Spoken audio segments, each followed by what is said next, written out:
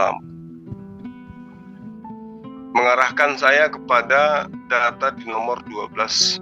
Aku, hikmat, tinggal bersama-sama dengan kecerdasan. Jadi kalau dikatakan hikmat di sini, berarti diarahkan kepada Yesus, atau hikmat dalam arti kata yang sesungguhnya. Maka saya katakan, coba Anda lihat di dalam nomor 22 di Amsal 8 ini. Tuhan telah menciptakan aku sebagai permulaan pekerjaannya, sebagai perbuatannya yang pertama-tama dahulu kala. Kalau ini adalah Yesus, maka Anda akan dihadapkan dengan data nomor 22. Tuhan telah menciptakan aku, berarti Yesus diciptakan. Adalah semakin rancu nantinya kalau saya mengatakan bahwa Bapa menjadi ciptaan. Tuhan Bapa menjadi ciptaan. Maka Anda akan terperangkap dengan ajaran paganisme.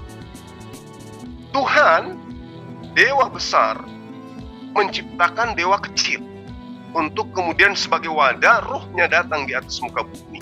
Itu ajaran paganisme. Kalau Anda mengambil Amsal 8 untuk mendudukkan Yesus di sana. Tapi kalau hikmat pengajaran itu nggak masalah. Tetapi yang terjadi kemudian adalah hikmat pengajaran yang diciptakan oleh Tuhan itu sudah ada kemudian sebelum langit dicipta. Berarti sosok ciptaan itu jangankan sebelum Abraham ada, bahkan ciptaan itu ada sebelum langit itu digariskan. Jadi serba salah dia di sana. Itu yang pertama. Kemudian ketika abang saya ini mengambil Yeremia 31, lalu fokus ya, di dalam data 31-nya. Sesungguhnya akan datang waktunya. Ini yang perlu abang pahami. Demikianlah firman Tuhan. Ini berbicara firman Tuhan. Artinya ketika berbicara firman Tuhan, Tuhan yang pernah berfirman itu ditorehkan dan dituliskan kembali oleh Yeremia. Bukan Tuhan itu berfirman kepada Yeremia. Demikianlah firman Tuhan. Aku akan mengadakan perjanjian baru dengan kaum Israel dan Yehuda. Bukan seperti perjanjian yang telah kuadakan dengan nenek moyang mereka pada waktu aku memegang tangan mereka untuk membawa mereka keluar dari tanah Mesir. Perjanjianku itu telah mereka ingkari, meskipun aku menjadi Tuhan yang berkuasa atas mereka. Demikianlah firman Tuhan. Ini perkataan Tuhan yang datang kepada Yeremia, tidak menceritakan pada masa itu kejadiannya. Ya. Sehingga di dalam pengajaran Yeremia 31 ini, perjanjian baru yang dimaksud itu jelas baca di data nomor 33. Tetapi beginilah perjanjian yang kuadakan. Nah, perjanjian yang kuadakan itu apa? Perjanjian baru. Perjanjian yang kuadakan. Beginilah perjanjian yang kuadakan dengan kaum Israel sesudah waktu itu.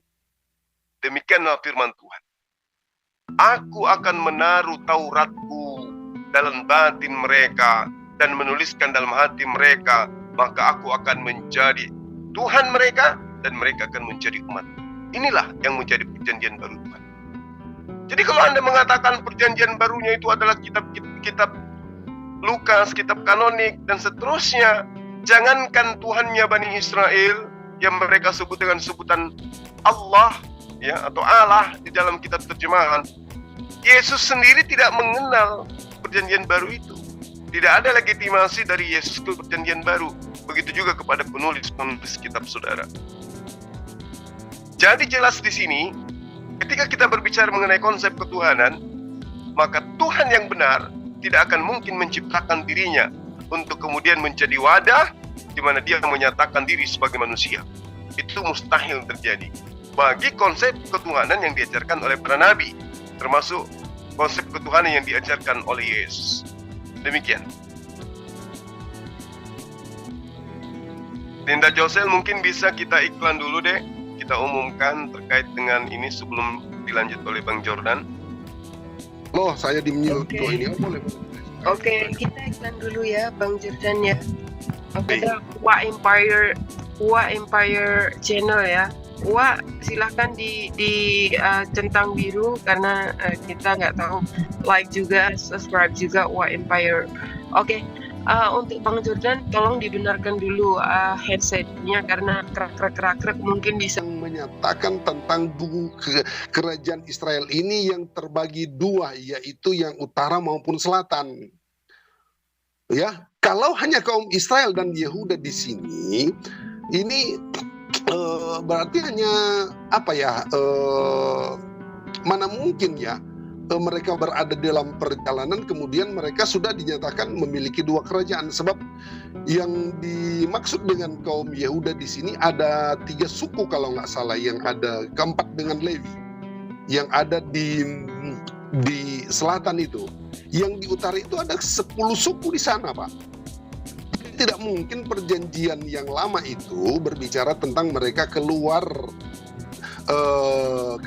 berbicara tentang bagaimana mereka keluar.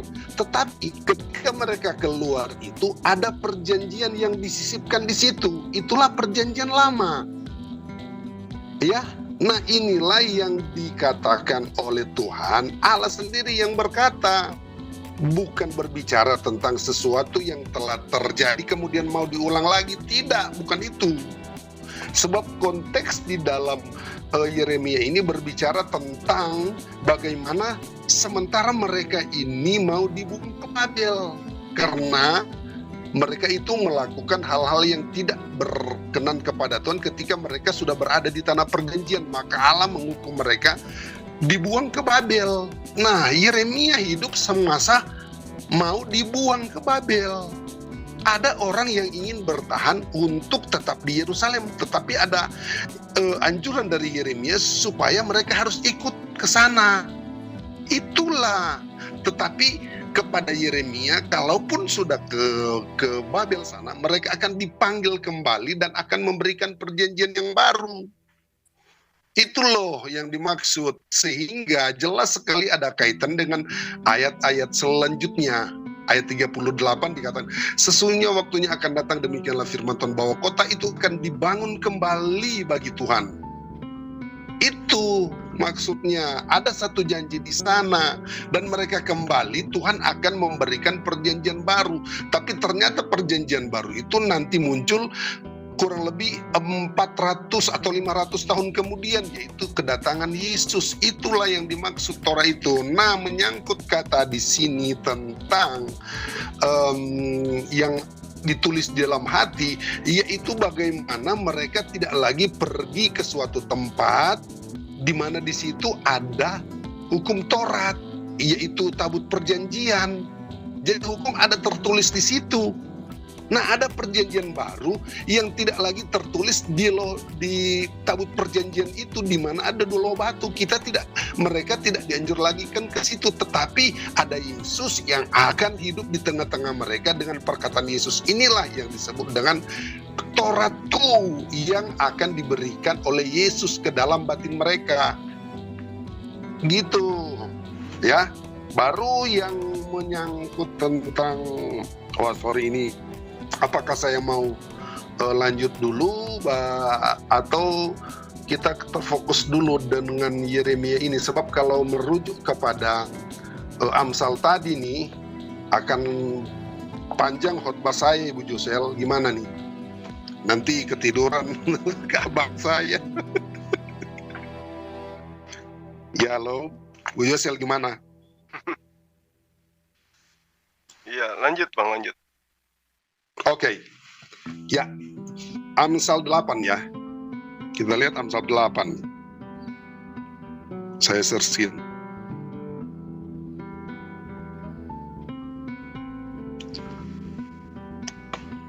Saya sudah katakan bahwa ini adalah hikmat yang ada di dalam Allah ya, di dalam diri Allah sendiri, yang menurut Bang Suma ini tentang Yesus. Saya tidak mengatakan Yesus, Bang Suma yang mengatakan itu. Dan di sini menyatakan sebuah ide di mana manusia ketika manusia normal, sesuatu yang kodrati Pak, itu sudah dilengkapi Pak, tubuh, jiwa, dan roh. Nah, di dalam jiwa itu mengandung yang kita ketahui yang disebut otak, pikiran. Itu sesuatu yang kodrati. Mata, hidung, sesuatu yang kodrati. Ya, bukan sebuah takdir ya, sebuah ciptaan karya Allah.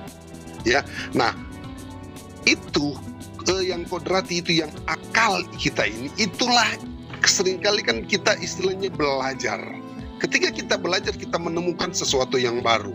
Tapi Allah bukan seperti itu, karena dialah sendiri yang nantinya akan membuat rencana. Itu yang saya katakan tadi, Yesus memarahi Petrus karena dia ini menghalangi rencana Allah, pikiran Allah.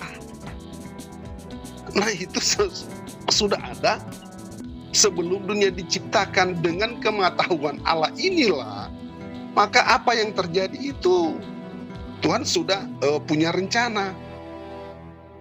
Gitu. Maka kalau dikatakan di dalam ayat yang ke-22, Tuhan menciptakan aku di sini bukan Yesus ya. Jadi aku di sini merujuk ayat yang ke-12, aku hikmat. Jadi di sini adalah suatu ide yang cemerlang daripada Allah yang sangat dahsyat dan luar biasa, yang begitu ajaib dan maha mulia, yang maha kudus itu dia cetuskan. Itulah yang disebut dengan kata menciptakan di sini loh. Ya. Sehingga memang di dalam ayat-ayat yang selanjutnya ya, di situ ayat 22 mengatakan kata cipta di sana. 23 dikatakan aku dibentuk loh. Nah, di sini kata bentuk lagi di sini. Aku dibentuk, hikmat itu dibentuk ya. Baru di sini aku telah lahir.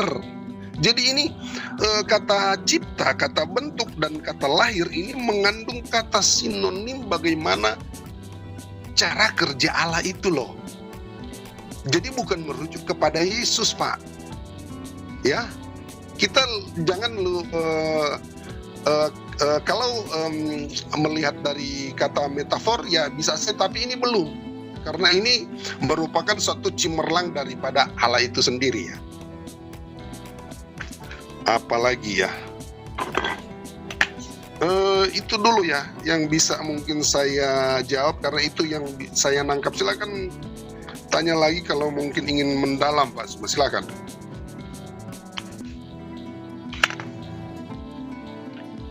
Oke, makasih Bang Jordan ya atas paparan yang kemudian Abang ini uraikan ya. Yang pertama terkait dengan apa tadi, pembahasan pertama Yeremia. Nah, kalau Abang kemudian membahas tentang Yeremia, bahwasanya Anda mengambil data di Yeremia 31 nomor 38. Sungguhnya waktu akan datang, demikianlah firman Tuhan, bahwa kota itu akan dibangun kembali bagi Tuhan. Kota yang dimaksud di sini adalah tentu Yerusalem. Di sana juga dikatakan akan dibangun bait suci itu kembali. Sangat disayangkan kemudian kalau yang abang saya maksud di sini adalah Yesus, dalam arti kata pengajaran Yesus yang kemudian ditorehkan, dituliskan di kitab kanonik, maka sangat disayangkan itu akan semakin kontradiksi dan tidak menjadi sebuah analisa kebenaran. Tidak melahirkan sebuah analisa di mana analisa itu akan membuahkan kebenaran, maksud saya. Kenapa demikian?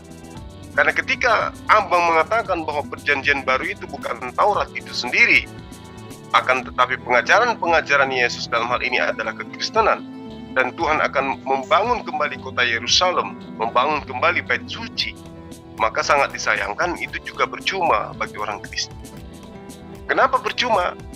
Karena di dalam kitabnya orang Yahudi, Bang, Yehezkiel 44 nomor 9, Tuhan mengatakan begini, oleh sebab itu beginilah firman Tuhan, tidak seorang pun dari orang-orang asing yang hatinya dan dagingnya yang tidak bersunat boleh masuk ke dalam rumah kudusku. Ya, setiap orang asing yang di tengah-tengah orang Israel. Jadi percuma. Kalau yang dimaksud firman Tuhan itu kemudian Tuhan akan kembali membuat rumahnya, bait sucinya di Yerusalem, ternyata orang-orang yang tidak bersunat itu nggak bisa masuk ke dalamnya. karena juga disebut sebagai kota kudus. Jadi sia-sia. Adalah lebih baik ketika kita jujur bahwa perjanjian baru Tuhan itu adalah apa yang kemudian ditorehkan di dalam data nomor 33 yang sudah sangat jelas disebutkan, aku akan menaruh Tauratku ke dalam batin mereka, menuliskan dalam hati mereka, maka aku akan menjadi Tuhan mereka dan mereka akan menjadi umat. Adalah lebih baik kita jujur terhadap kebenaran. Itu yang pertama. Kemudian yang kedua, terkait dengan Amsal 8. Abang lagi-lagi mengatakan itu bukan untuk Yesus. Coba kita lihat ya, di dalam 1 Korintus berapa ya? Ingat dulu. 1 Korintus 1 nomor 24 coba.